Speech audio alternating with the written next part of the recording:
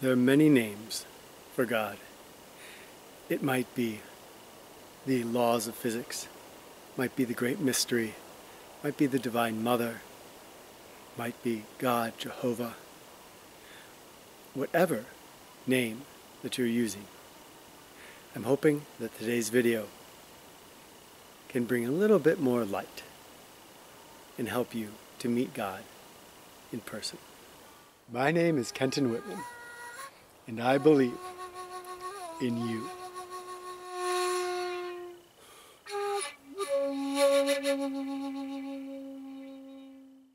In this video, I will be sharing my idea or my explorations of Godness. But in the end, most importantly, I will be sharing a way for you to connect with Godness. From the beginning, I want to state that in this video I am not talking about God sitting in heaven with a white beard and looking down upon us. What I'm talking about is the thing, the essence, that any of us who are on a spiritual, and I include scientific, quest, are looking for. There are many ways to search for this ultimate. Religions, modern religions, Orthodox religions, give one route. The mystical religions give another route. Science gives another route. But the similarity is that all of these people are seeking this ultimate, wanting to understand what it is that is behind the veil of appearances. I was not brought up with religion at all, and so you would probably call me atheist as I was growing up. Still, it was hard not to hear the message of the dominant religion in my culture, which was Christianity. And a good friend of mine who found Jesus made a distinction between Christianity and churchianity. And so really what I heard when I was young was the message of churchianity. And churchianity spoke of a God that was vengeful, that was jealous, that did some terrible things to people in the stories of the Bible and in modern life. In our everyday current life, God was busy judging people and giving some a great reward and others a great punishment. Now, as I grew into my teens and started exploring the Eastern religions, I started to see that it was possible for human beings, mere mortals, to overcome these feelings of these emotions, jealousy and anger and hatred, the desire for revenge. We might still feel them, but here came into my awareness monks and lay people who were practicing spiritual ways and were no longer ruled by these emotions. If I am feeling jealousy and I act out of that, I'm ruled by that emotion. And so suddenly it seemed very strange to me that these mere humans could cease to be ruled by emotions like hatred and jealousy and judgment. But God, the God that churchianity was speaking of, was not even that spiritually developed yet, was still ruled by this desire to love me or I will cast you into the fire. For me, this did not make sense. Because this did not make sense to me, I began to search. I searched in science, I searched in Zen Buddhism, I searched in various of the Eastern traditions, and Hinduism, and the words of Jesus, trying to find clues to what God might be. And the more I looked, the more confused I became. And it took me a long time to realize why. And here's the heart of this video. Because there is a route to knowing the ultimate. There is a route to meeting God. But the route that most of us are told to follow, the route I was trying to follow, was the route of knowing. In other places on this channel, I'll be talking about this vast difference between thinking something and believing in an idea and directly experiencing something. With another human being, it's a little bit easier to comprehend. I can look at a person, I can attach a name and the traits and the memories that I have about that person, and I form a picture of them, an idea of them. And then I think that's who that person is. But in projecting that idea, I fail to see what and who that person is in this moment. And often, because my idea of that person does not correlate with the actual organic being that they are, there's going to be a discord there. And I'm going to find myself angry or frustrated with that person because they're not behaving according to my idea. With the ultimate, the great mystery, with God, it is no different. There are many people who would like to give us their version of God. They've created an idea in their mind, and they want us to hold that same idea. It's human nature that if more than one person holds an idea, we feel more secure in that idea. So if I can spread my idea of God around and around, and you accept the same version, the same idea of God that I have, then I feel more secure, and I feel, I must be right, because there are 1,000, 10,000 million other people who believe in the same idea that I believe in. But I'm going to suggest that the route to God is personal. That you can only know the ultimate in a personal relationship. By opening up our hearts, by learning to distinguish in our minds the difference between an idea, which is just a fantasy in our heads, and a direct experience of reality, we can begin on the route to experiencing at least part of the ultimate for ourselves. When science finds a theory of everything, it will have equations, but it will not have the direct experience.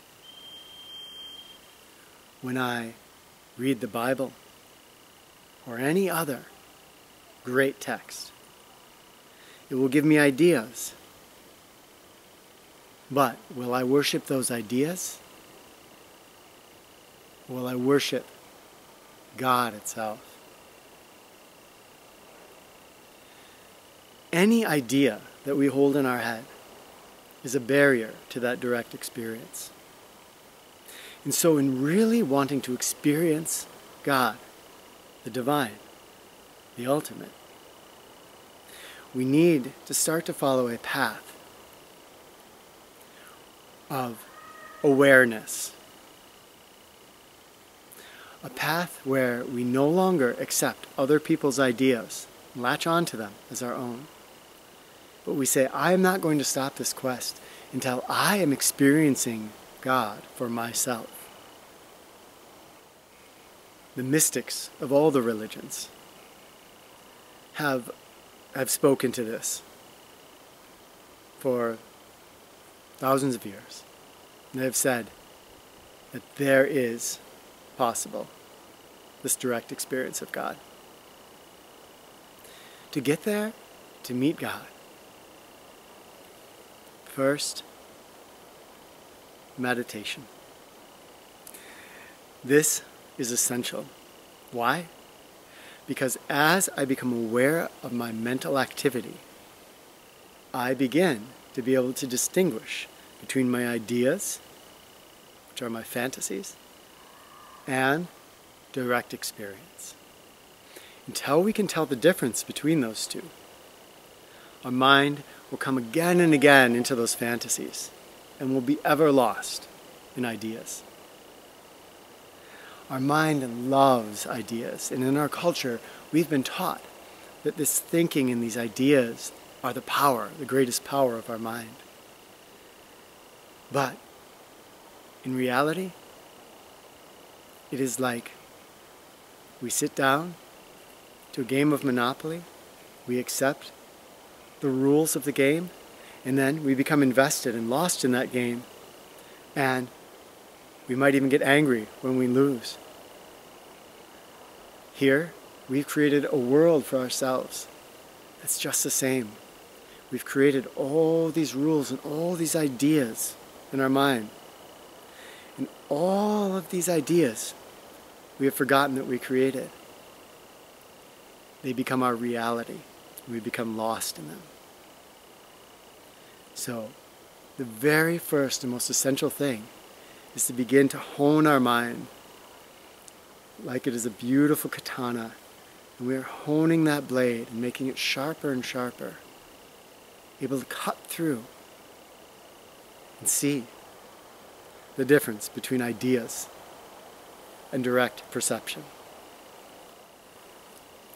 Once we are able to see the difference between these two, then begins the asking. All our old traditions and our new ones, they all are based on this asking. We have to have that quest, that desire to know. And here is where the sharpness of the blade of our mind will be tested. Because as we begin to quest and desire to know, our mind will say, I'll know if I can put forth this idea. Here's how to know. God is this and God is that.